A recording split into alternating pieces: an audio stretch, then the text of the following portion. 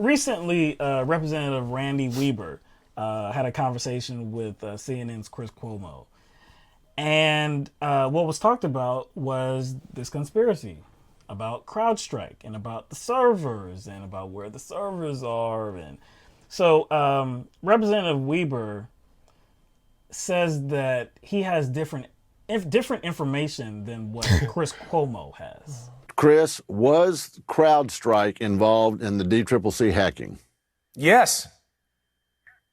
Or is CrowdStrike in part owned by a Ukrainian? No. Really? Yes. That's not the information. Yes, really, or yeah, that's not the information that we have. And you the have president bad is information. The man is American born of Russian descent. He's not Ukrainian. And even if he were, that's what you're going to hang it on? Your head of national security, Tom Bossert, said that was a joke. You heard testimony from experts saying it's a joke. The intel community says it's not true. Mueller said it's not true. Burr said it's not true. What Trump is saying is go back and let's look at all of the information on the DCCC server that helped fight against his campaign. They operated in a cloud system. There is no server to steal. No server, but they were hacked into, and the president wanted that investigated. It's one of the things that he gave to President Zelensky as an example of corruption. It was investigated. What he went to Zelensky with was a conspiracy theory that there's some missing server when there is no physical server. CrowdStrike and the FBI both said it. This is so painfully stupid that Chris Cuomo, who is not an elected official, has his facts straight on national TV, but this sitting U.S. congressman has no idea what he's talking about. What? What is that? Oh, well, that's not the information we have. It is so simple. It is so simple to gather the information about who owns CrowdStrike. It's so simple that I did it. It didn't take a lot of information. The guy that everybody is saying is Ukrainian is actually Russian born. He's an American citizen, but he was Russian born. A guy named Dmitry Alperovich. I don't know if that's the way that you say his name. I've never heard it said. It looks like Alperovich, but what I do know is that he was Russian born and he's a U.S. citizen.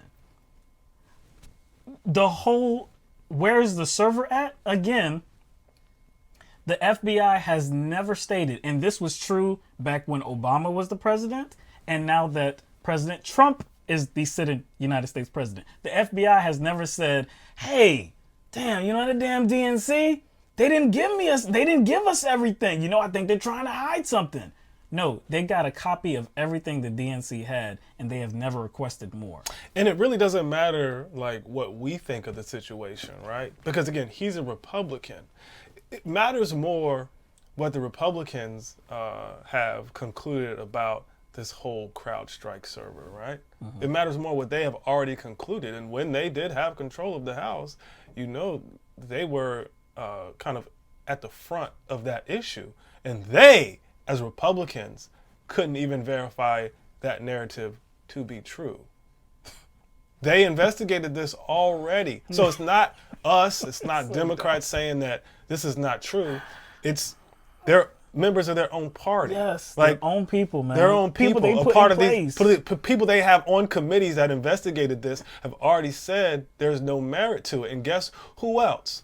Trump's current Secretary of State, former head of the CIA. That's right. He said this. So again, this is not even about us. No. It's not about Democrats. It's about these Republicans getting on national TV contradicting their own findings. Their own findings. So this is not our findings. This is their findings. So it's not about us. It's not about whether we believe it or don't believe it as a narrative. It has nothing to do with it. No. Because we're not privy to that information. I think somebody saying that, hey, who has seen the servers or who has seen the information? Of course we haven't. But what we do know is that the intelligence community seems to be united that it was Russia, not Ukraine.